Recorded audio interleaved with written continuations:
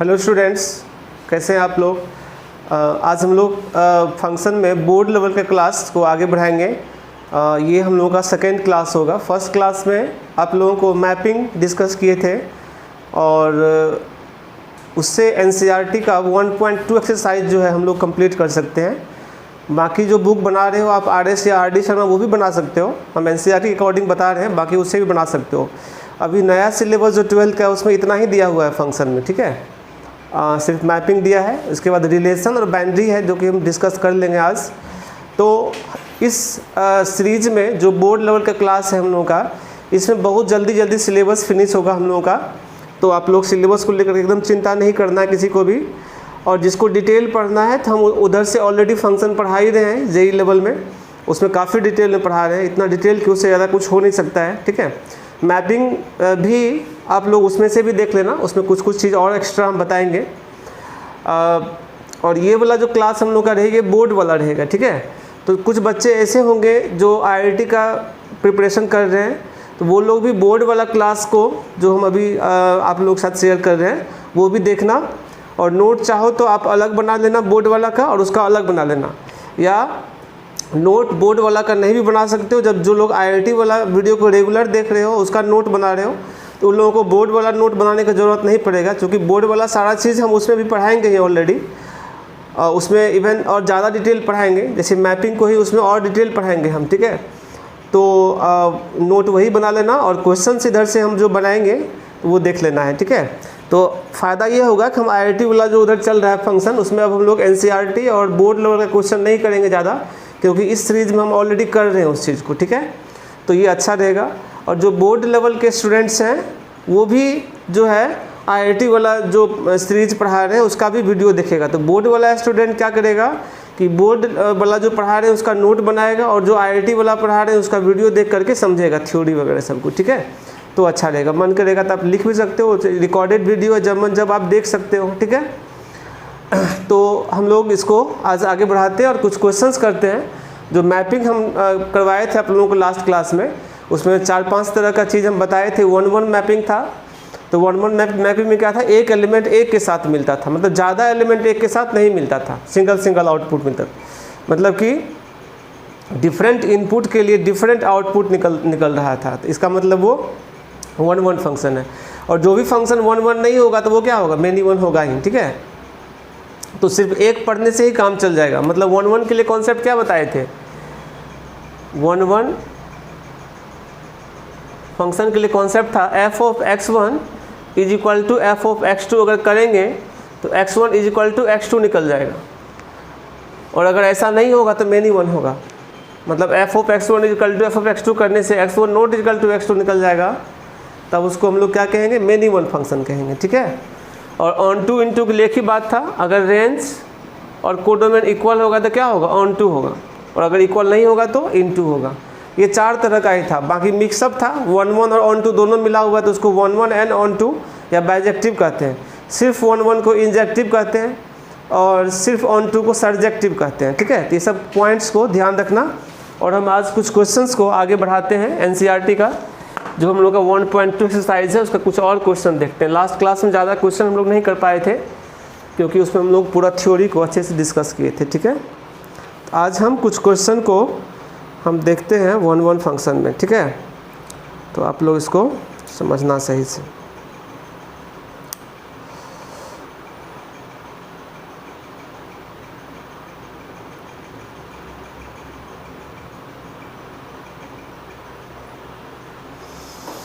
NCERT का PDF है मेरे पास, आप लोगों के पास तो बुक होगा, तो आप उससे अपना देख लेना।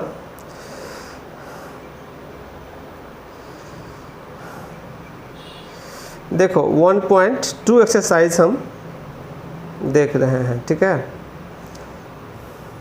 1.2 एक्सरसाइज देख रहे हैं और उसका फर्स्ट क्वेश्चन हम सॉल्व कर दिए थे। सेकंड का भी फर्स्ट क्वेश्चन सॉल्व कर दिए थे। सेकंड का 1-2 क्वेश्चन और देख रहे हैं हम, ठीक है। सेकंड का सेकंड क्वेश्चन देख रहे हैं। दिया हुआ है f from z to z fx is equal to x square. तो ये कौन सा फंक्शन है ये देखना है। तो यहाँ पर देखो बेटा, f ऑफ 0 क्या मिल रहा है 0, एफ ऑफ 1 क्या मिल रहा है 1, एफ ऑफ 2 क्या मिल रहा है 4, एफ ऑफ -1 ये भी मिल रहा है 1, एफ ऑफ -2 ये भी मिल रहा है कितना 4 एंड सो ऑन। ठीक है, इस तरह से मिलते जाएगा। हम ये देख रहे हैं 4 यहाँ पर 1 के लिए भी 1 मिल रहा है और -1 के लिए भी क्या 1 मिल रहा है, 2 के लिए भी 4 मिल रहा है और -2 के लिए भी 4 मिल रहा है। 2 इनपुट का एक आउटपुट दे रहा है तो क्या होता है मेनी वन फंक्शन होता है नहीं। तो स्पष्ट है कि या हम ऐसे निकाल लेंगे f of x1 is equal to f of x2। इसमें एकदम छोटा क्वेश्चन है, ऑब्जेक्टिव टाइप में रहेगा, इसलिए बहुत लिखने का ज़रूरत नहीं है इसमें। ठीक है, x1 square is equal to x2 square. ठीक है, सॉरी हाँ ठीक है। अब हम इसमें स्क्वायर रूट ले लेते हैं तो x1 इज इक्वल टू क्या होगा प्लस माइनस x2, क्योंकि इंटीजर है डोमेन, तो इंटीजर है तो ये नेगेटिव और पॉजिटिव दोनों होता है ना। तो इसका मतलब है कि x1 not is equal to x2 हो गया। इसीलिए f x is equal to x square is many one function, many one function हो गया। अब इसमें हम क्या करेंगे, इसका रेंज देखेंगे। तो रेंज देखो क्या निकल रहा है, नेगेटिव भी आ रहा है -4, -1, 0, 1, 4, 9 ये सब मिलेगा। और कोडोमेन क्या दिया ऑल इंटीजर्स। तो रेंज में देखो 3, 2 नहीं है, 5, 4, 5, 6, 7, 8 नहीं है, मतलब ये सब सिर्फ रेंज है। तो स्पष्ट है कि कोडोमेन के इक्वल ये नहीं है। तो रेंज और कोडोमेन इक्वल नहीं होता है तो क्या होता है इनटू फंक्शन होता है। इसीलिए f x is into function. तो फाइनली अगर बात करें तो F x is many one and into function, that is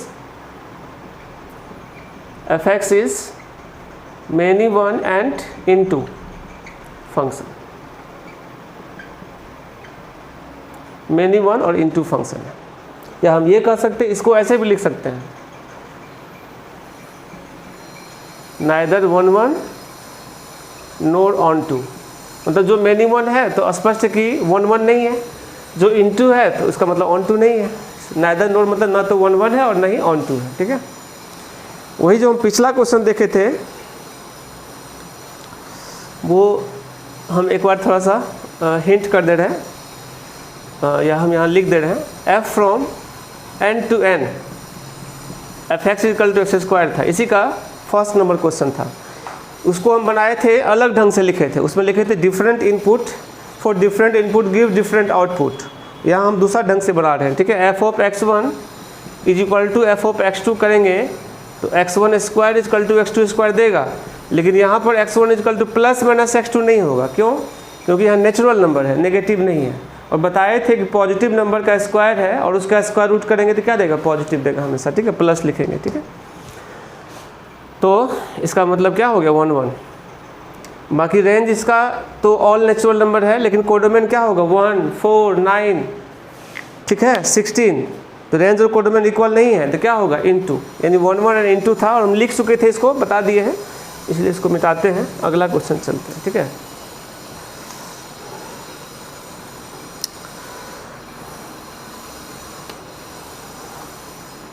इसी का अगला क्वेश्चन है थर्ड नंबर में, f from r to r f x is equal to x square. तो ऑल रियल के लिए है तो स्पष्ट है कि ये क्या है मैनी वन, और इसका कोडोमेन ऑल रियल है, जबकि रेंज क्या होता है 0 से infinity close bracket close open bracket नहीं। और ये हम क्लास में करवा चुके हैं एग्जाम्पल में पहले। ठीक है, तो इसका मतलब ये क्या है many one and into. अपना देख लेना कैलकुलेशन कैसे होगा। चौथा question n to n f x equal to x cube.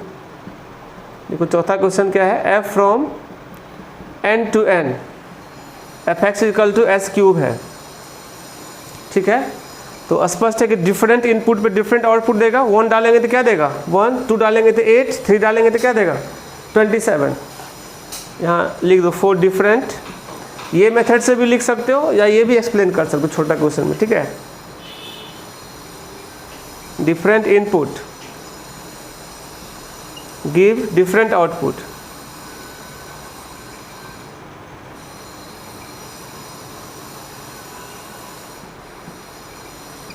इसीलिए एफ एक्स इज 1 1 फंक्शन। और यहाँ पर देखो इसका जो रेंज होगा 1 के बाद 8 मिलेगा, के बाद 27 मिलेगा, जबकि कोडोमेन क्या है, ऑल नेचुरल नंबर, तो कोडोमेन के बराबर नहीं है रेंज। तो फाइनली क्या हो गया fx 1 1 एंड इनटू फंक्शन, या हम ये कह सकते हैं कि 1 1 but not onto, into है तो ऑन टू नहीं है वो, ठीक है, नोट करो फटाफट। तो हम आगे देखते हैं बेटा, इसमें और भी क्वेश्चन है। z to z f x equal to x cube, अब तो तुम लोग मुझे भी बना सकते हो।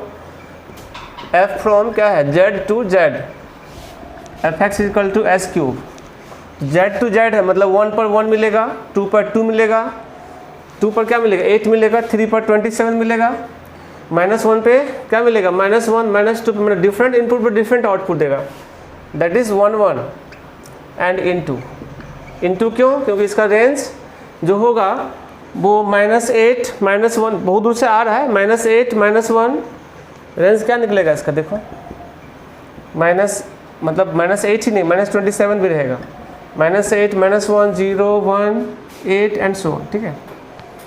तो जो कि कोडोमेन के इक्वल नहीं है, तो मतलब 1 1 एंड इनटू इसीलिए हो गया था, ठीक है। तो बहुत इजी है। चलो बेटा आगे देखते हैं, थर्ड नंबर क्वेश्चन देखते हैं इसका, ठीक है, एनसीईआरटी का। f from r to r f x equal to box x, box मतलब समझते हो ग्रेटेस्ट इंटीजर, ठीक है। फंक्शन में जो है ग्राफ वाला पार्ट आप लोग देख लेना, जो पीछे का है फंक्शन जो है आईआईटी लेवल में ग्राफ बता रहे हैं अभी, उसमें टाइप ऑफ फंक्शंस बताए थे शायद 9th या 10th लेक्चर से, वहाँ से ग्राफ स्टार्ट हो गया है, ठीक है। तो उसको अच्छा से समझना सही, ठीक है। 9 या 8 लेक्चर में होगा, एक बार देख लेना तुम लोग, जहाँ से ग्राफ का टाइप स्टार्ट हुआ है ना फंक्शन का, वहाँ से तुम लोग वीडियो देख लेना। हाँ ये क्वेश्चन है, इसका हम लोगों को बताना है 1 1 है कि क्या है, ठीक है। फिलहाल तो हम ये देख रहे हैं इसका रेंज क्या हो रहा है, ऑल इंटीजर्स, जो कि कोडोमेन के इक्वल नहीं है। कोडोमेन तो ऑल रियल नंबर है ना, और रेंज है सिर्फ इंटीजर, तो रेंज कोडोमेन इक्वल नहीं थी, इनटू है, ये बात तो क्लियर है। अब 1 1 है कि क्या है वो देखने वाली बात है। देखो हम ये जानते हैं f x equal to x, box x का वैल्यू 1 होता है, कब, जब एक्स का वैल्यू 1 से लेकर के 2 तक होता है, यानी 1 से 2 तक, यानी 1.1 1.2 1.3 1.9 सबके लिए क्या मिलेगा 1, तो बहुत सारा इनपुट का एक आउटपुट दे रहा है, ठीक है। तो स्पष्ट है एफ ऑफ 1.1 भी 1 मिलेगा, एफ ऑफ 1.2 भी 1 मिलेगा, एफ ऑफ 1.9 भी क्या मिलेगा 1 मिलेगा, नहीं। इसका मतलब है कि f x is many 1 and into function, F x is many 1 and into function, ठीक है।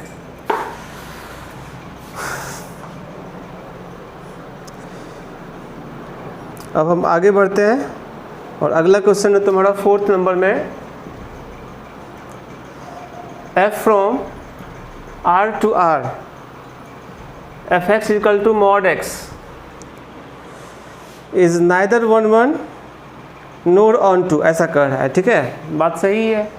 r टू r हम इसको इस मेथड बनाते हैं, f of x1 equal to f of x2 करोगे तो mod of x1 equal to क्या हो गया, मॉड ऑफ x2, यानी x1 equal to plus minus of x2, ठीक है। ऐसे भी देखो एग्जाम्पल भी हम रख देते हैं, f ऑफ 2 क्या मिलेगा 2, और f ऑफ -2 भी क्या मिलेगा 2, यानी 2 पर भी 2 मिल रहा है और -2 पर भी क्या मिल रहा है 2 मिल रहा है। उसी प्रकार 1 पर भी 1 मिलेगा और -1 पर भी क्या मिलेगा 1। तो इसका मतलब है कि x1 जो है x2 के इक्वल नहीं आ रहा है, इसीलिए एफ एक्स इज क्या मेनी 1।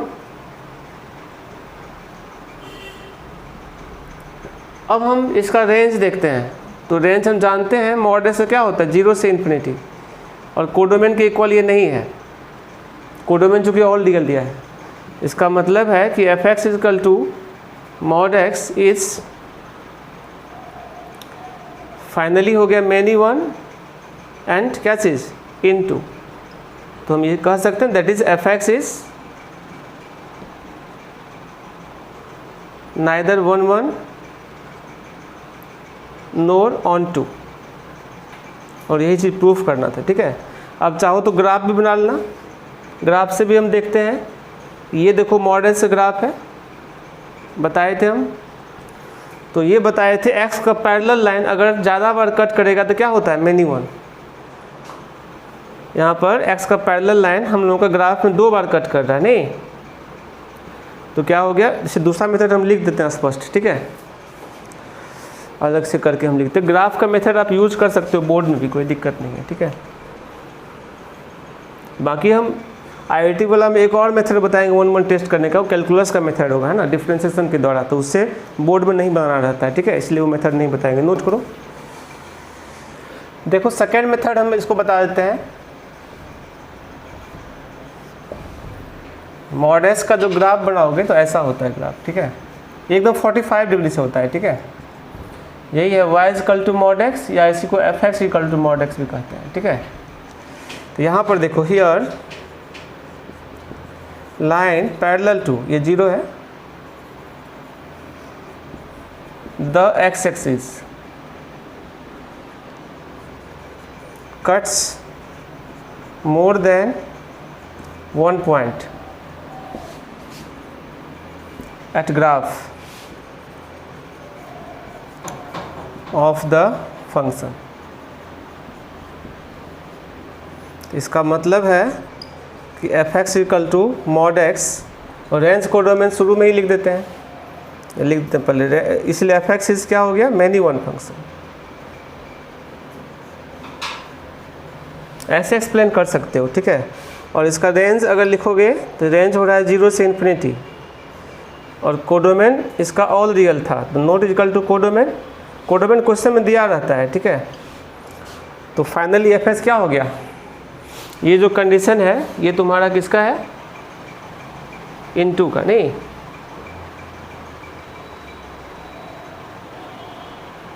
तो finally f x is many one and into, या हम ये कह सकते हैं that is f x is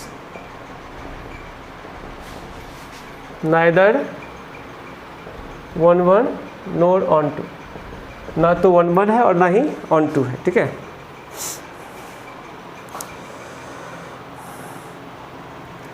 five number question है, F x is equal to,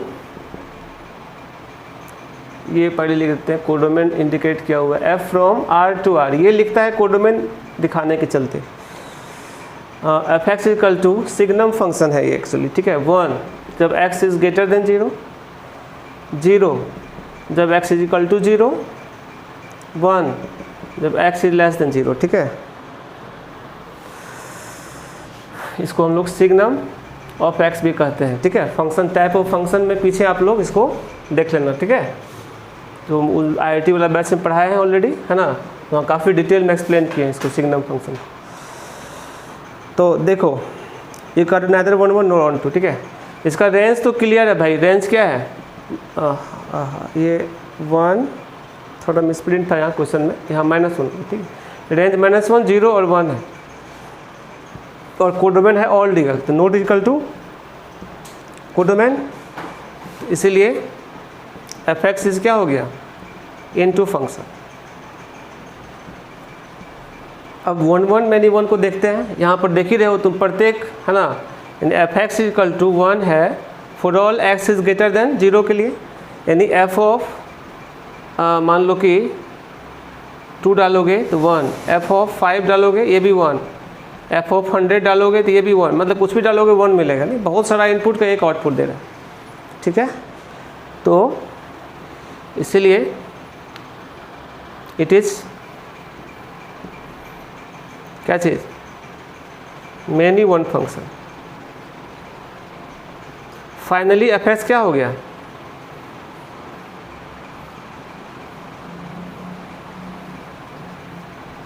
neither 1-1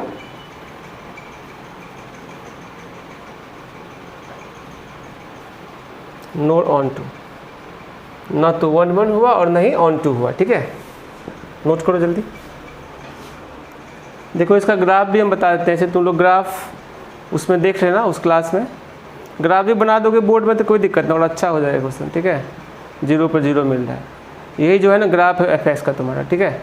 तुम देख सकते हो 0 से बड़ा कोई भी नंबर के लिए x का पैरेलल स्ट्रेट लाइन है, ठीक है। ये है y इक्वल टू 1 लाइन, ये है y इक्वल टू -1 लाइन। तो 1 डालो, 2 डालो, 3 डालो, कुछ भी डालोगे इनपुट तो आउटपुट सिर्फ 1 निकलेगा ना। तो बहुत सारा इनपुट का जब एक ही आउटपुट निकलता है तो उसी को मेनी 1 कहते हैं, इसीलिए मेनी 1 लिखा हुआ था, ठीक है। तो हम लोग आगे देखते हैं।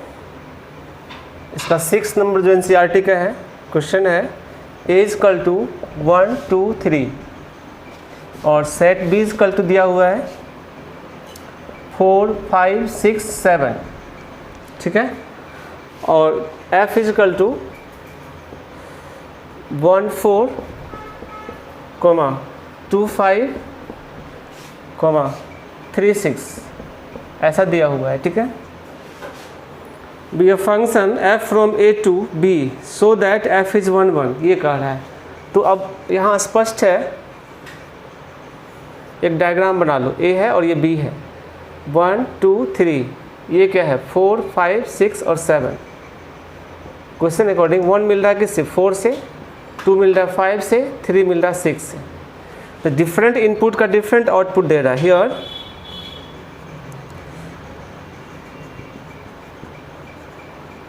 different input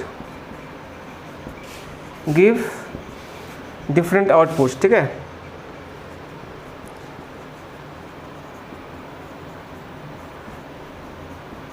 इसका मतलब क्या हो गया, f इज fx नहीं है, x में टर्मिनल लिखा हुआ है, f इज 1 1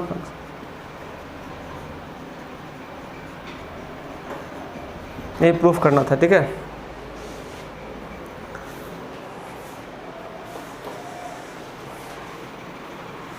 सात नंबर है, each of the following cases state with the function 1 1 onto bijective justify answer, ठीक है। देखो 7 का क्वेश्चन है फर्स्ट, 7 का फर्स्ट क्वेश्चन जो है वो है f from r to r fx equal to 3 - 4x। ये तो लीनियर फंक्शन है ऑलरेडी, कुछ भी इनपुट डालोगे तो अलग अलग आउटपुट देगा, और ऐसा ग्राफ बनाओगे तो ऐसा ग्राफ होगा, ठीक है। देखो x0 पर y कितना मिलेगा 3 और y0 पर x मिलेगा 3/4, ये ऐसा स्ट्रेट लाइन है। यही ग्राफ है तुम्हारा fx इक्वल टू 3 - 4x का। अब x का पैरेलल लाइन इसको एक ही बार कट करेगा, मतलब 1 1 है। ग्राफ का एक्सप्लेनेशन नहीं भी दो तो तुम ये लिख देना, for different input give different output, है ना। इसीलिए fx इज 1 1 फंक्शन। और इसका जो रेंज निकालोगे तो रेंज निकलेगा ऑल रियल नंबर, ठीक है, जो कि कोडोमेन के भी बराबर है। इसका मतलब है कि fx क्या हो गया, इज ऑन टू फंक्शन। अब 1 1 भी है, ऑन टू भी है, तो इसका मतलब fx फाइनली क्या हो गया, इज बाइजेक्टिव। 1 1 ऑन टू दोनों मिला हुआ है, उसी को बाइजेक्टिव कहते हैं, ठीक है।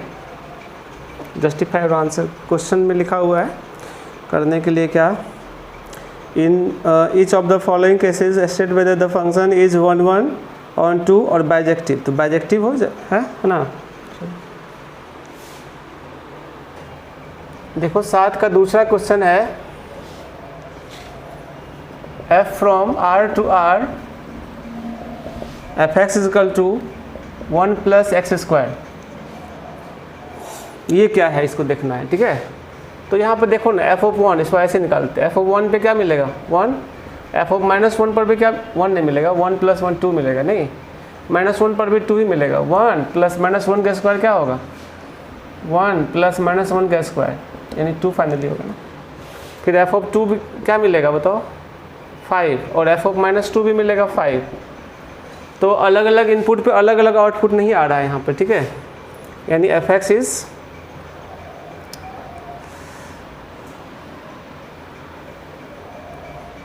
यहाँ लिख सकते हो 4, या वो वाला मेथड भी यूज कर सकते हो, ठीक है। मतलब f(x1) इक्वल टू f(x2) करेंगे तो x1 not equal to x2 वाला मेथड भी यूज कर सकते हो, वही वाला मेथड लिख देते हैं, ठीक है। ये तो दिख ही रहा है एग्जाम में, चूँकि लिखना कैसे वो देखना है ना। हालांकि यहाँ वेरीफाई और आंसर कर रहा है तो आप एग्जाम्पल लेके भी समझा सकते हो, कोई दिक्कत नहीं है। लेकिन हम प्रॉपर तरीका से बनाते हैं। f(x1) = f(x2) करोगे तो यहाँ से क्या निकल के आएगा बताओ, 1 + x1² = 1 + x2²। 1 से 1 कैंसिल, बाद में स्क्वायर रूट लोगे तो x1² = क्या हो जाएगा, ± x2, इसलिए x1 ≠ x2। ठीक है, तो इसीलिए f(x) = 1 + x² क्या हो गया, many 1। और इसका जो रेंज निकालोगे ये 1 से इन्फिनिटी देगा। क्यों देगा, क्योंकि x² बहुत छोटा होगा तो 0 होगा, 1 + 0 क्या होगा, 0, उसके आगे सब बड़ा ही होगा। ठीक है, और कोडोमेन दिया है ऑल रियल नंबर, तो ये बराबर नहीं है। इसका मतलब है f(x) = 1 + x² into function. Finally जो f(x) हो गया is neither 1 1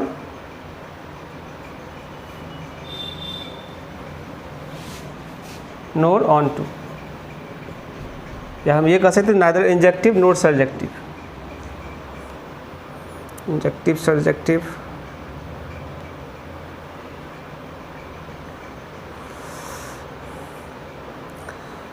one onto में ही लिखा है। ठीक है,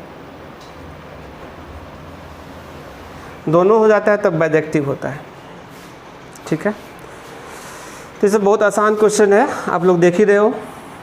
देखो 8 नंबर क्वेश्चन है, A and B are two sets such that F from A × B to B × A। ठीक है, F of AB = F of BA ऐसा दिया हुआ है, sorry F of AB = BA दिया हुआ है। ठीक है, इज बाइजेक्टिव फंक्शन। तो तुम स्पष्ट देखो यहाँ पर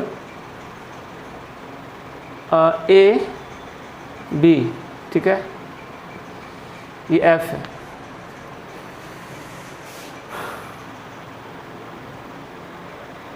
A × B tends to B × A।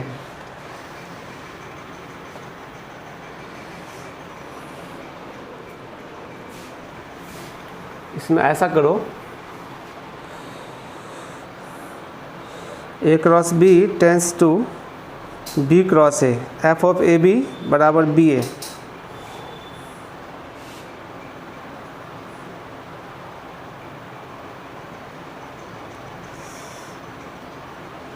अगर हम सेट A में सिर्फ एक एलिमेंट डालें A और सेट B में सिर्फ एक एलिमेंट डालें B, तो A × B क्या देगा, AB।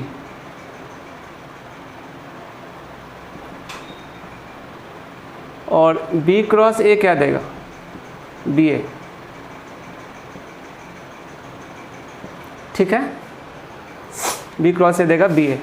तो अगर इसको हम लोग डायग्राम में समझें, डायग्राम में क्या समझेंगे, एक ही एलिमेंट है, एक मैंने एक इनपुट का एक आउटपुट मिल रहा है, एक ही एलिमेंट है, सिंगलटन सेट है, तो कोई टेंशन यहाँ नहीं है।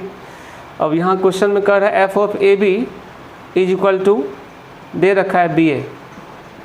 इसका मतलब है F is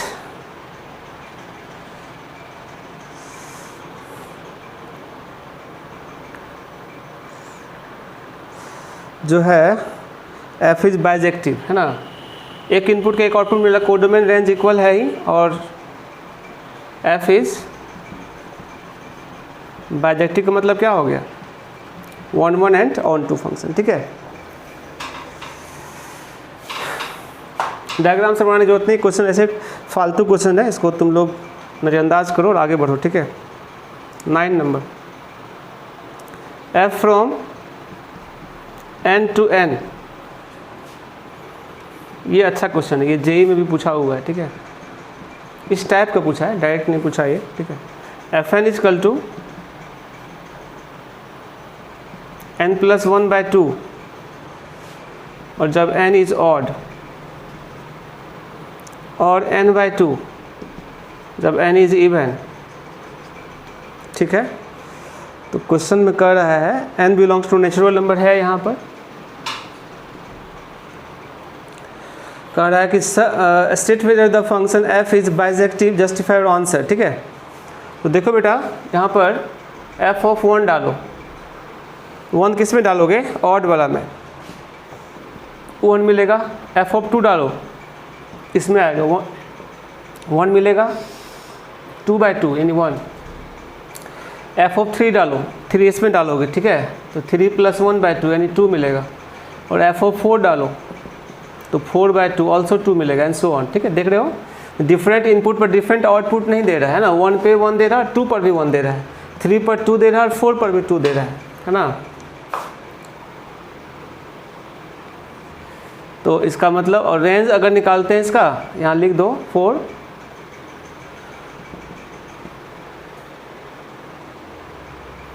different output give for different input give same output, same output. ठीक है, इसका मतलब है कि fn इज क्या हो गया? Many one. और इसका जो रेंज है वो तुम देख सकता है, 1 मिल रहा है, 2 मिल रहा है, 3 सब मिल रहा है, इन ऑल नेचुरल नंबर मिल रहा है। और वही दिया हुआ कोडोमेन भी is equal to codomain of f।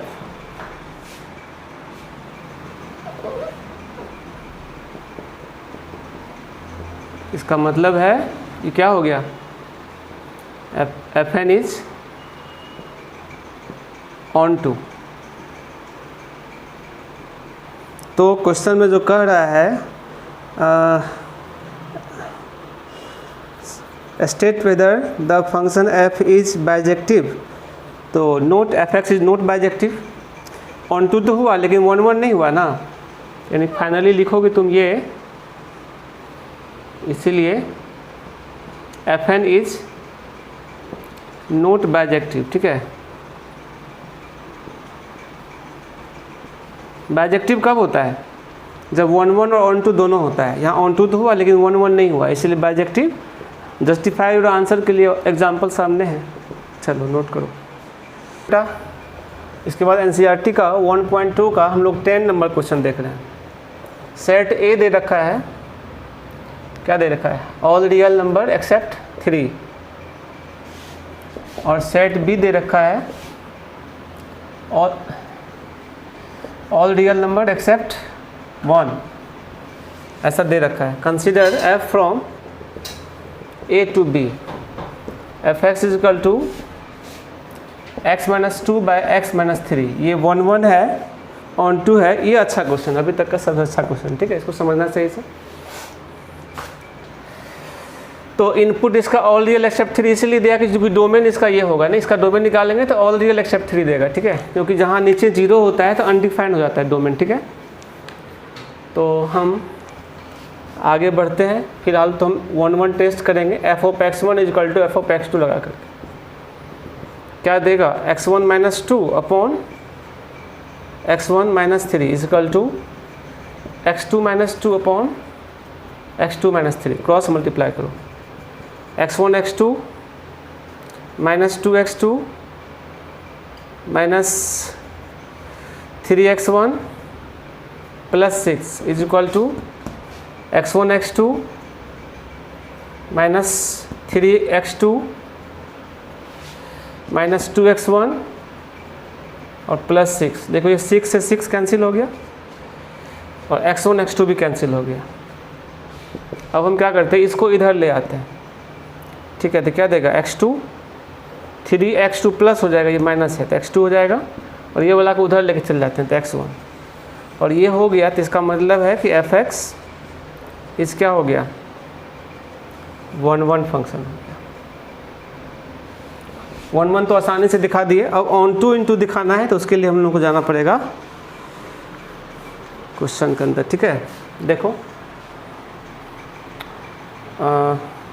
Range के अंदर जाना पड़ेगा। Now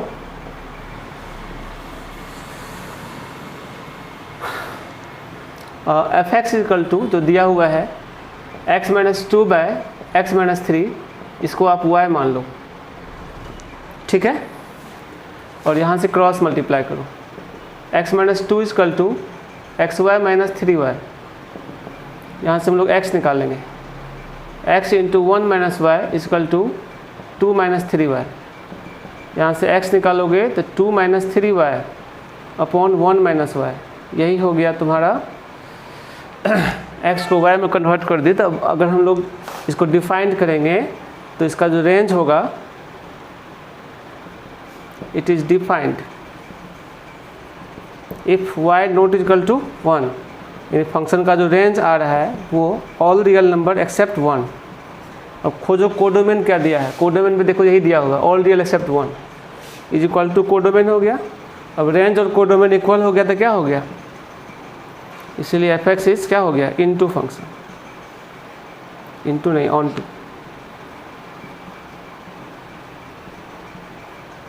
hence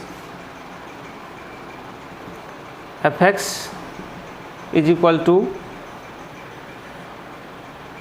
x minus 2 by x minus 3 is bijective. Bijective का मतलब होता है 1 1 एंड ऑन टू बोथ, ठीक है। तो ये एक अच्छा एक्सप्लेनेशन था, इसको रेंज निकालने में थोड़ा सा स्टैंडर्ड कॉन्सेप्ट था। x को y में कन्वर्ट कर दिए, रेंज क्या होता है y का वैल्यू, तो y का वैल्यू क्या हो सकता है 1 होगा y, तब अनडिफाइंड हो जाएगा x, नहीं बस 1 नहीं होगा बाकी सब कुछ हो सकता है, इसलिए रेंज हो गया ऑल रियल एक्सेप्ट 1। और कोडोमेन भी क्वेश्चन में दिया हुआ था वही, तो रेंज और कोडोमेन इक्वल हो जाने से क्या हो गया ऑन टू, और 1 1 तो पहले ही निकाल चुके थे, तो 1 1 और ऑन टू दोनों होता है तो क्या होता है बाइजेक्टिव, ठीक है, नोट करो। देखो 11 क्वेश्चन है, एफ फ्रॉम, अब ज़्यादा नहीं हम लिखेंगे, सब ऑब्जेक्टिव क्वेश्चन है। R to R f x equal to x4, f x equal to x4, ठीक है। तो क्या है 1 1 है, ऑन टू है, इन टू है, ये सब देख लेते हैं। 1 1 तो फिलहाल नहीं है, क्योंकि 1 पे भी 1 मिलेगा और -1 पर भी क्या मिलेगा 1, पावर 4 है ना, इसलिए 2 पर क्या मिलेगा 16 और -2 पर भी क्या मिलेगा 16, ठीक है। तो मेनी 1 तो है ही, ऑब्जेक्टिव क्वेश्चन इसमें यार लिखना नहीं है, ठीक है। और इसका रेंज जो निकालेंगे तो 0 से इन्फिनिटी देगा और कोडोमेन के बराबर नहीं है, तो क्या हो गया ये many 1 and into. Neither 1 1 nor onto करके ऑप्शन दिया है, ठीक है, ऑप्शन डी इसका हो गया, नाइदर 1 1 नोड ऑन टू, ठीक है। तो बहुत आसान क्वेश्चन है। 12 number question last, f from R to R f x equal to क्या है 3x। ये तो लीनियर फंक्शन है, स्ट्रेट लाइन बनेगा, ओरिजिन से पास करता है, तो 1 1 भी होगा ऑन टू भी होगा, 1 1 एंड ऑन टू। ग्राफ बना देते हैं 3s का, तो तुम लोग जानते हो कि ग्राफ ऐसा ग्राफ होगा, ठीक है, ओरिजिन से पास करता है स्ट्रेट लाइन, 1 पर ये 3 मिलेगा नहीं,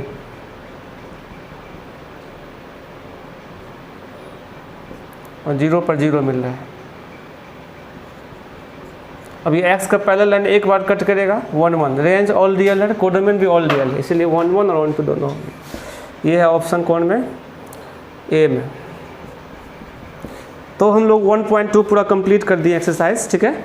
अब इसके बाद हम स्टार्ट करते हैं रिलेशन, ठीक है। इसके बाद जो टॉपिक है हम लोग का वो है रिलेशन। देखो बहुत इजी है, समझने का प्रयास करना, ठीक है। हम कुछ एक्सप्लेनेशन दे रहे हैं तुम लोगों को रिलेशन के बारे में। एक्सरसाइज जो 1.1 है ना तुम्हारा, वो रिलेशन होता है, ठीक है।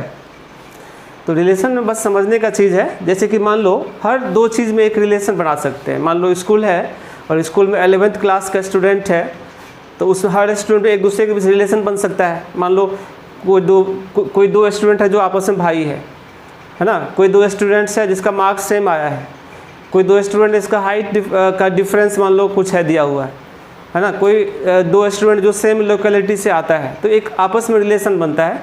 तो हर थिंग्स में रिलेशन एस्टेब्लिश करा सकते हैं, तो उसी को हम लोग यहाँ पर समझेंगे और कुछ रफ एग्जांपल समझाते हैं, थ्योरी ज़्यादा नहीं है इसमें, ठीक है। देखो यहाँ पर हम एग्जांपल से समझते हैं, ठीक है। सेट ए दिया हुआ है, क्लास 12th स्टूडेंट, ठीक है, क्लास 12th स्टूडेंट्स, और सेट बी दिया हुआ है क्लास 11th स्टूडेंट्स, ठीक है, ऐसा दिया हुआ है। और जो रिलेशन है मान लो इस तरह का है। फर्स्ट इसका रिलेशन है r equal to A comma B belongs to A cross B. A cross B से रिलेशन होता है, ठीक है, यहाँ लिख देते हैं। जो ए क्रॉस बी बनता है ना, इज रिलेशन। क्रॉस तो जानते होगे तुम लोग, कार्टेशियन प्रोडक्ट होता है दो सेट का, ठीक है। जैसे एग्जांपल के लिए ए इक्वल टू मान लो 1 2 है और बी इक्वल टू मान लो ए बी सी है, तो अगर हम ए क्रॉस बी लिखते हैं तो क्या होगा, 1 ए से एसोसिएट करेगा 1 ए, फिर 1 बी। यहाँ फंक्शन नहीं है, दो ऑर्डर पेयर का फर्स्ट एलिमेंट सेम भी हो सकता है इसमें, ठीक है। फिर 2a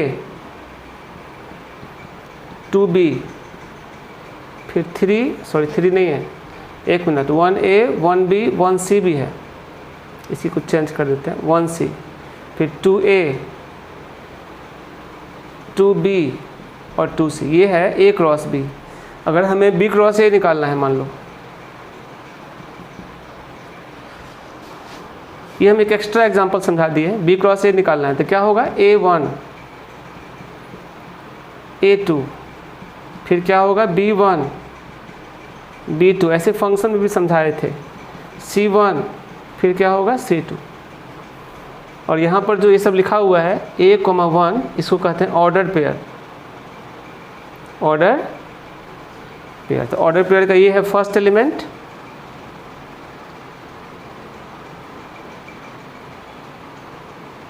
और ये है second element.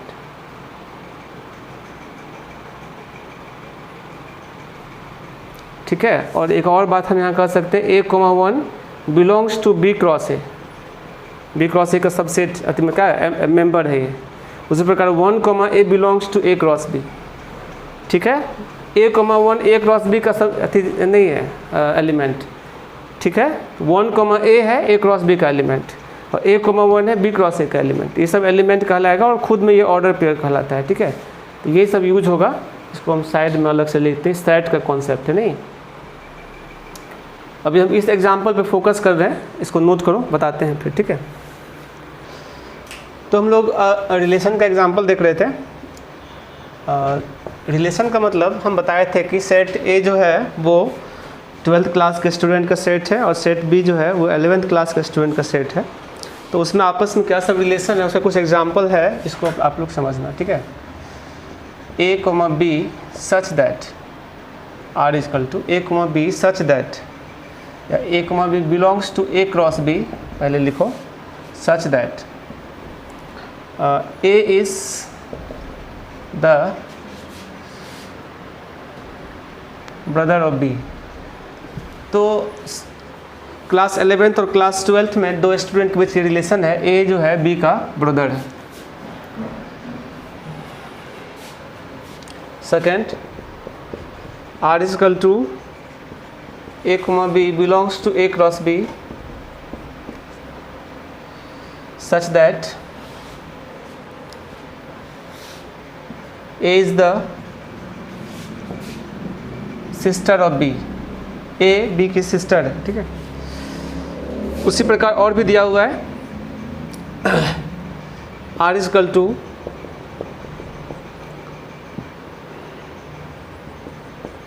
a, b belongs to a cross b such that age of a is greater than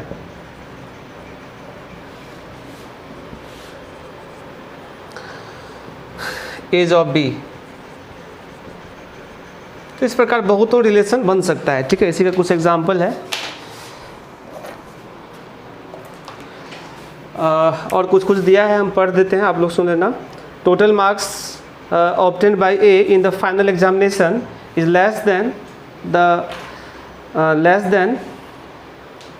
the total marks obtained by be in the final. मतलब ए का मार्क्स जो है ना, बी के मार्क्स से कम आया है एग्जाम में, ठीक है, ऐसा है।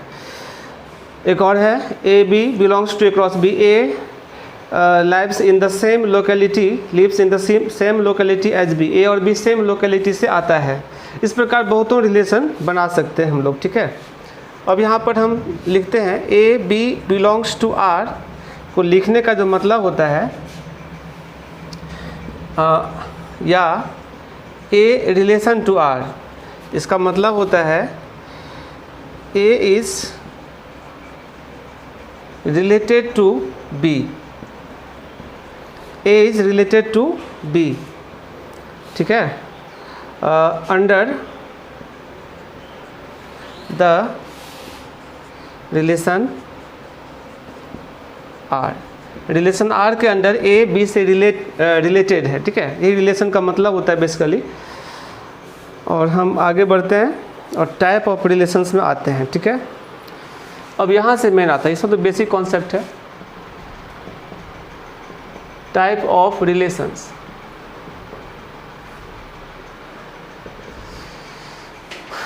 Type of relations, first empty relation. Empty relation मतलब कोई भी रिलेशन उसमें एग्जिस्ट नहीं करेगा, वो इम्पिटी रिलेशन होता है। जैसे कि relation R, relation R in set A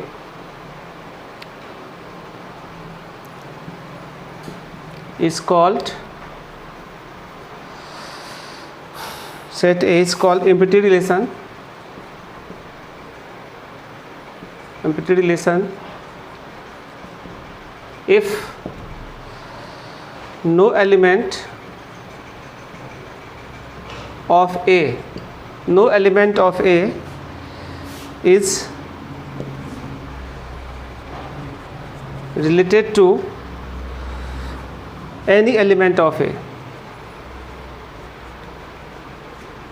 any element of A, इसको डिनोट करते हैं हम लोग फाई से। It is denoted by phi. जैसे देखो बेटा एग्जाम्पल, मान लो सेट ए है 1 2 3 और एक रिलेशन आर दिया है A, B, ठीक है, सच दैट यहाँ पर रिलेशन क्या है, A क्रॉस A, मतलब A को A के ही साथ आपस में रिलेट करना है, ठीक है। तो A B such that A minus B का मॉड इज इक्वल टू 5, यानी इसमें दो एलिमेंट ऐसा चूज करना है जिसका कि डिफरेंस जो है ना वो 5 हो। और तो ऐसा कोई भी डिफरेंस होगा 5, जैसे अगर A क्रॉस B हम निकालते हैं तो क्या सब निकलता है, A क्रॉस B नहीं, A क्रॉस A, तो निकलेगा 1, 1 1 2 1 3 2 1 2 2 2 3 3 1 3 2 और 3 3, ये है A क्रॉस A। इनमें से कोई भी एक ऑर्डर पेयर लो और इसको सेटिस्फाइड करवाओ। A माइनस B 5 होना चाहिए, तो तुम अगर 1 और 3 लोगे जो कि सबसे अधिक डिफरेंस देगा, 1 और 3 का डिफरेंस क्या है 2, तब भी तुम्हारा 5 नहीं हो रहा है, मतलब कोई भी इसमें ऑर्डर पेयर होल्ड नहीं करेगा, दैट इज इम्पिटी रिलेशन, मतलब 5।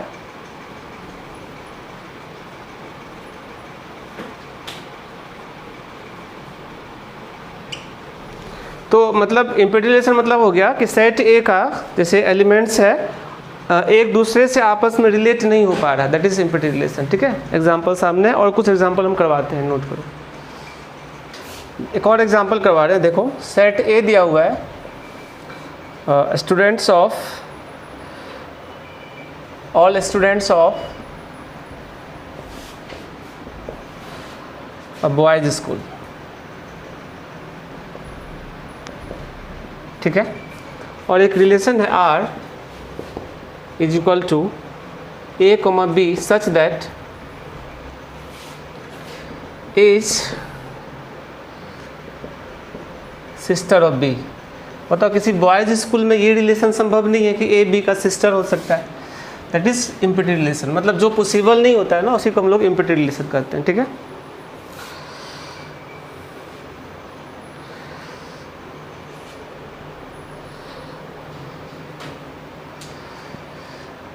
आगे देखते हैं हम लोग, और भी एग्जांपल बहुत सारा आ सकता है यहाँ पर, ठीक है, आप लोग समझना। एक और एग्जांपल करवाते हैं, जैसे सेट ए दिया है 1 2 3 और एक रिलेशन है आर A, B सच दैट A plus B is equal to 15। मतलब कोई भी ऑर्डर पेयर ऐसा नहीं होगा जिसमें कि दोनों का सम 15 बनाता हो, ठीक है। अगर 3 + 3 भी रहेगा तो हाईएस्ट 6 देगा, 15 कभी नहीं हो सकता है। दैट इज इम्प्लिसिट रिलेशन, ठीक है।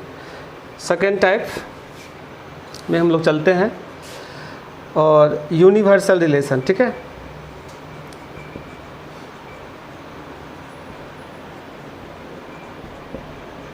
यूनिवर्सल रिलेशन ये क्या होता है कि सेट ए का जो एलिमेंट है ना, सेट ए के प्रत्येक एलिमेंट से रिलेट होता हो, ठीक है, उसी को यूनिवर्सल रिलेशन कहते हैं।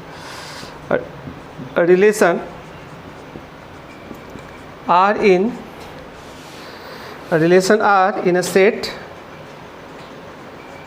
ए is called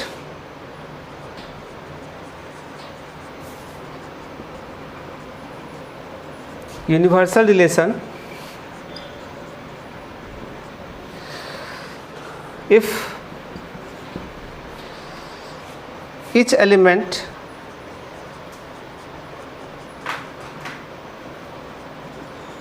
of A is related to every element of A।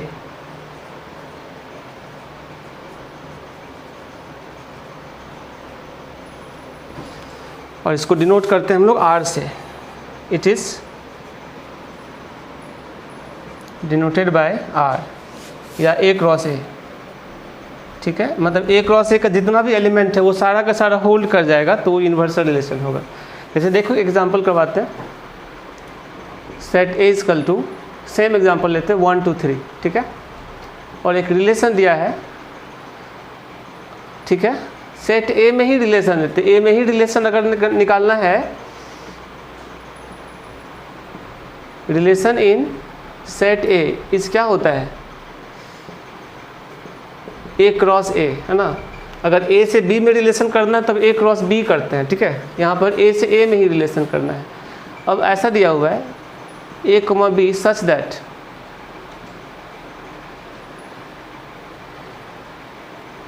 A minus B का मॉडुलस इज ग्रेटर और इक्वल टू 0। अब यहाँ पर कोई भी ऑर्डर पेयर लोगे तुम, अगर दोनों का सेम भी रख लोगे, मान लो 1 1 रखते तो 1 - 1 क्या होगा 0, तो ग्रेटर देन और इक्वल टू भी यहाँ लगा हुआ है। That is A cross A का जितना भी ऑर्डर पेयर था, 9 ऑर्डर पेयर था, वो सब का सब इसके साथ होल्ड कर जाएगा, ठीक है। दैट इज मतलब ये पूरा A क्रॉस A आ जाएगा, ठीक है। इसी को हम लोग यूनिवर्सल रिलेशन कहेंगे, ठीक है। या वही वाला एग्जांपल में एक सेट करते हैं। जैसे कि मान लो सेट ए दिया हुआ है, all students of a boys school, ठीक है। और एक रिलेशन है R A, B such that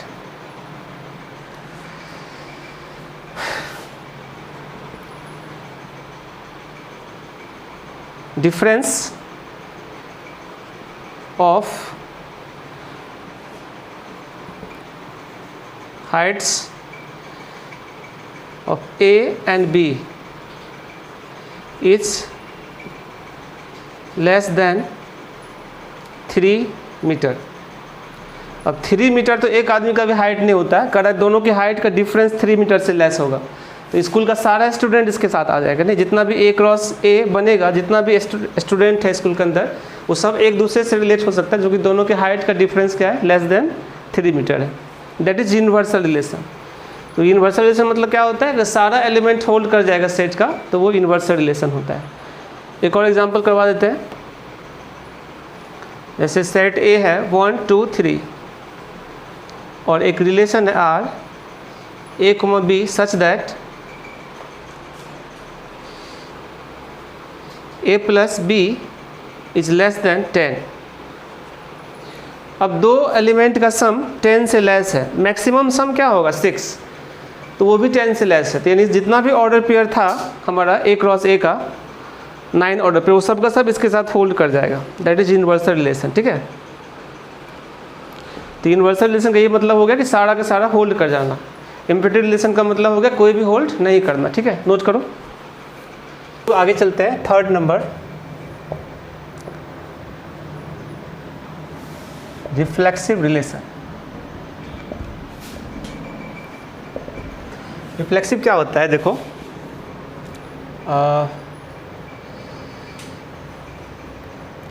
if a, a belongs to R, for all a belongs to set A, ठीक है, then R is called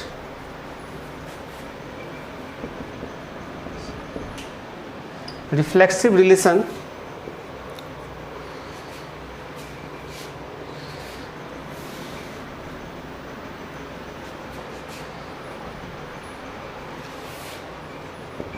in set ए। तो यानी कि ए यानी दोनों ऑर्डर पेयर का फर्स्ट और सेकंड एलिमेंट अगर सेम वाला होल्ड कर जाएगा तो वो रिफ्लेक्सिव रिलेशन होता है। जैसे एग्जांपल के लिए सेट ए इक्वल टू 1 2 3 है, ठीक है। तो मान लो एक रिलेशन है आर, ऑर्डर पेयर में ही दे रखा है, मान लो 1, 1 2, 2 3, 3 दिया हुआ है, ठीक है। तो ये रिफ्लेक्सिव रिलेशन है।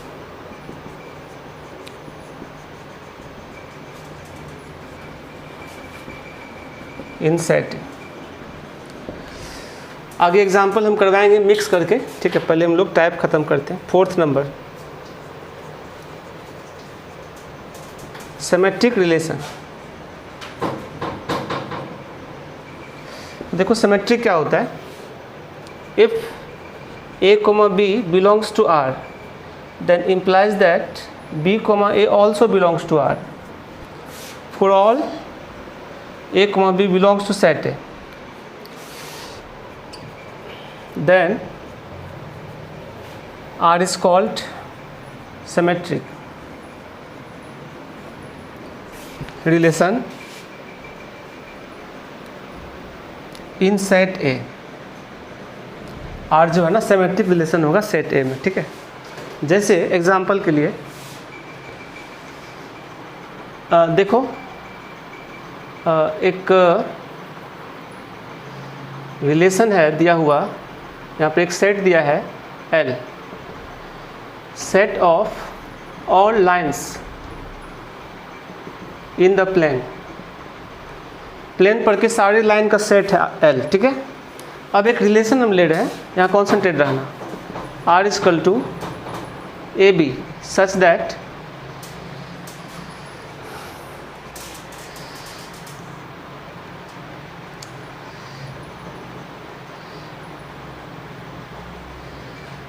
A इज या ऐसा ले लेते हैं, R equal to L1, L2 such that L1 is perpendicular to L2। दो लाइन परपेंडिकुलर है एक दूसरे का। तो देखो बेटा क्या करेंगे हम लोग, एक लाइन है L1, दूसरा लाइन है L2। तो तुम देख पा रहे हो अगर L1, L2 belongs to R है तो ऑफकोर्स अगर L1 L2 का परपेंडिकुलर है तो L2 भी L1 का परपेंडिकुलर होता है ना, प्रत्येक L1 L2 के लिए। For all L1, L2 belongs to set L। यानी एक लाइन अगर दूसरे का परपेंडिकुलर है तो दूसरा भी पहला का परपेंडिकुलर होता है। तो इसका मतलब है कि R इज क्या है, symmetric relation in set L। एक और बार समझा दे रहे हैं, देखो यहाँ पर L जो है ना वो set of all straight lines in the plane, ठीक है। और एक रिलेशन दिया हुआ है L1, L2 such that L1 is perpendicular to L2, ठीक है। ये L1 है और ये L2 दोनों आपस में क्या है, परपेंडिकुलर है। तो देखो L1, L2 यहाँ पे कंडीशन क्या है सिमेट्रिकली, L1 यानी AB belongs to R then BA also belongs to R, है ना। फॉर ऑल प्रत्येक के लिए होना चाहिए, ये नहीं कि कुछ के लिए हुआ और कुछ के लिए फेल हो गया, तब नहीं होगा फिर, ठीक है। L1, L2 belongs to R then L2, L1 also belongs to R, है ना। फॉर ऑल का ये साइन है L1, L2 belongs to set, यहाँ A की जगह क्या L सेट है, क्योंकि इस सेट में हमें रिलेशन बताना है। तो इसी कारण R जो है वो symmetric relation in set L है। यानी L1 अगर L2 का परपेंडिकुलर है, L1 अगर L2 का परपेंडिकुलर है then implies that L2 also perpendicular to L1। इसी कारण से रिलेशन क्या है, सिमेट्रिक। ठीक है, नोट करो। 5 number, transitive relation. Transitive relation क्या होता है? If A, B belongs to R and B, यहाँ 3 एलिमेंट कम से कम चाहिए, B, C belongs to R, then implies that A, C also belongs to R for all A, B, C belongs to set A, then R is called transitive relation in set A। मतलब ये कर रहा है बेटा, अगर A, B belongs to R है, B, C, यहाँ देखो इसका सेकेंड इसका फर्स्ट सेम है, B, C belongs to R है, तो B और B गायब हो जाएगा, A, C बिलोंग्स टू भी R होना चाहिए। A, B अगर है, A, B और B, C है तो A, C भी होना चाहिए, ये कर रहा है, ये दोनों है तो ये भी होना चाहिए, तब क्या होता है, ट्रांजिटिव रिलेशन होता है। ठीक है, जैसे हम एक एग्जांपल करवाते हैं, ध्यान देना। L इजकल टू, वही सेम एग्जांपल लेते हैं, set of all straight lines in the plane, और एक रिलेशन यहाँ पर R दे रखा है, L1, L2, ठीक है, such that L1 is parallel to L2। L1 जो है ना वो L2 के पैरेलल है। तो ये देखो ये कौन सा रिलेशन है, इसको समझते हैं। ठीक है, तो देखो बेटा, ये लाइन है L1, ये लाइन है L2 और ये लाइन है L3। ठीक है, तो एक बात यहाँ पर देखो, L1 का पैरेलल है, कोई लाइन खुद का पैरेलल होता ही है, यानी L1, L1 also belongs to R, है ना, for all L1 belongs to set L। इसका मतलब ये रिलेशन क्या है, रिफ्लेक्सिव भी है।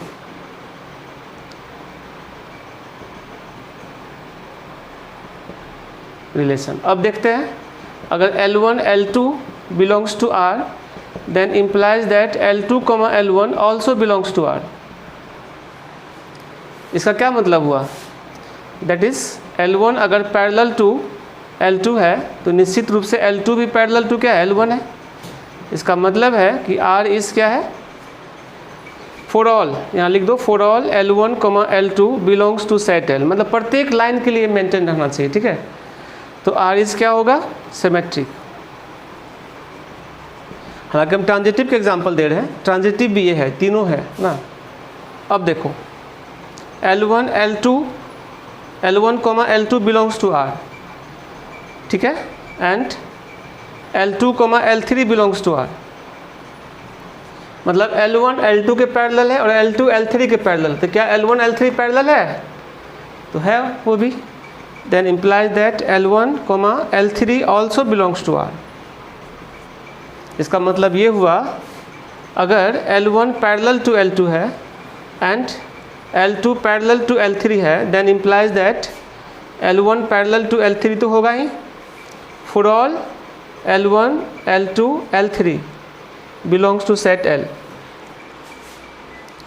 Belongs to set L, for all L1, L2, L3 belongs to set L।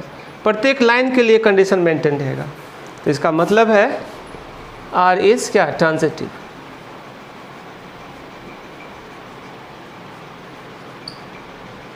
तो फाइनली जो रिलेशन हो गया, रिफ्लेक्सिव, सिमेट्रिक एंड ट्रांजिटिव, तीनों।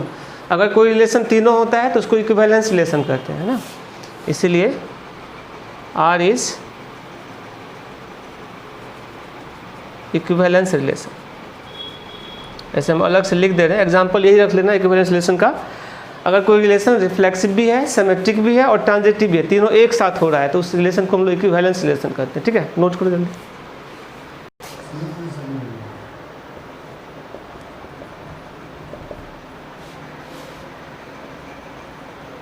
Equivalence relation,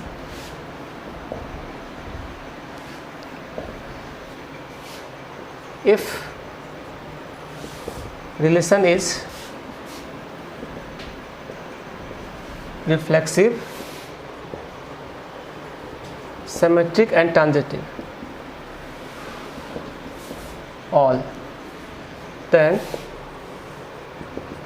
it is called equivalence relation. ठीक है, called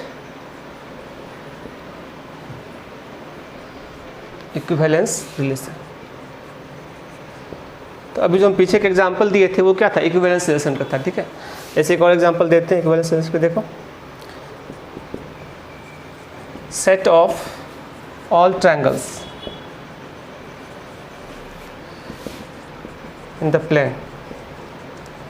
प्लेन पर के सारे ट्रायंगल्स का सेट है T और एक रिलेशन है R T1, T2 such that T1 is similar to T2. T1 और T2 सिमिलर है. ठीक है,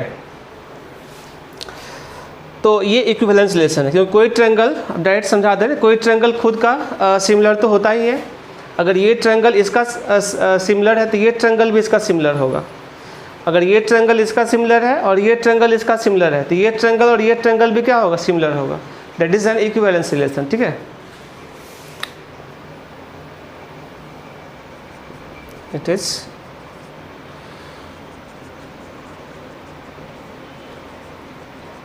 equivalence relation. ठीक है, एक्सप्लेन करना है तो ऐसे करना है. ठीक है, इस एग्जाम में अगर पूछा तो कैसे लिखोगे, यहाँ देखो T1, T1 belongs to R है ना, for all T1 belongs to set T, इसीलिए R इज क्या हो गया, रिफ्लेक्सिव. उसी प्रकार T1, T2 belongs to R है तो T2, T1 also belongs to R होगा. बस डेफिनेशन को लिख देना है. ठीक है, for all T1, T2 belongs to set T, तो इसका मतलब R इज क्या हो गया, सिमेट्रिक. उसी प्रकार T1, T2 belongs to R and T2, T3 belongs to R, then implies that T1, T3 also belongs to R, है ना. और ये for all T1, T2, T3 belongs to set T के लिए है. इसका मतलब है कि R इस क्या हो गया, ट्रांजिटिव. इसका मतलब है R चूँकि तीनों हो गया, रिफ्लेक्सिव, सिमेट्रिक एंड ट्रांजिटिव. ठीक है, इसलिए R is an equivalence relation.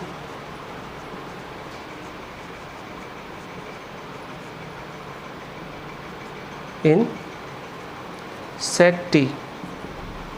Set T मतलब ऑल ट्रायंगल का जो सेट है उसमें एक इक्विवेलेंस रिलेशन बना रहा है. अगर ये सिमिलर है तो कंग्रुएंट रहेगा तब भी ये कंडीशन मेंटेन रखेगा. ठीक है, इसमें बहुत सारा इंटरेस्टिंग एग्जांपल होगा इसका रिलेशन का. आप लोगों का एक्सरसाइज 1.1. ठीक है, एक्सरसाइज 1.1 में आप लोग उसको एक बार रीड करना अच्छे से और फिर हम लोग कुछ क्वेश्चन डिस्कस करेंगे. ऐसे फंक्शन हम लोग कंप्लीट हो चुका है, फंक्शन भी और रिलेशन भी. ऐसे बाइनरी ऑपरेशन एक है, तो हम अगली क्लास में रिलेशन के कुछ क्वेश्चन और बाइनरी ऑपरेशन वो डिस्कस कर देंगे और वो छोटा लेंथ का क्लास होगा. आज से क्लास थोड़ा लंबा हो गया, हालांकि पूरा फंक्शन हम लोग का कंप्लीट हो चुका है, फंक्शन भी और रिलेशन भी. तो इससे रिलेटेड आप कुछ एग्जांपल एनसीईआरटी का 1.1 एक्सरसाइज देख लेना. ठीक है, तो डाउट होगा तो फिर अगले क्लास में डिस्कस कर लेंगे. और इसके आगे फिर हम लोग इन्वर्स ट्रिगो है तो उसमें भी अब सिलेबस भी कट हो गया है, तो 1 या 2 क्लास में वो भी खत्म हो जाएगा. तो ये बोर्ड लेवल का जो क्लास है ना, बहुत जल्दी सिलेबस आगे निकल जाएगा. फिर इसमें लिमिट है नहीं, कंटिन्यूटी और डिफरेंशिबिलिटी है. डिफरेंशिबिलिटी भी नहीं है, कंटिन्यूटी है, तो थोड़ा सा ही टॉपिक वो भी है. फिर डिफरेंशिएशन हम ऑलरेडी पढ़ा चुके हैं लेकिन फिर से पढ़ा देंगे. तो हम लोग कैलकुलस में बहुत तेज़ी से आगे बढ़ जाएंगे अगर हम बोर्ड लेवल का क्लास अलग से लेके चलते हैं तो. और जो जेई लेवल का क्लास चल रहा है उधर, उसमें हम जो एनसीईआरटी है वो सॉल्व नहीं करेंगे क्योंकि एनसीईआरटी हम इधर से सॉल्व कर दे रहे हैं. तो जो जेई वाले स्टूडेंट्स हैं वो भी बोर्ड लेवल का क्लास ज़रूर देखते होंगे, तो एनसीईआरटी का सॉल्यूशन आप लोग यहाँ से देख लेना. ठीक है, चलो ठीक है, थैंक यू.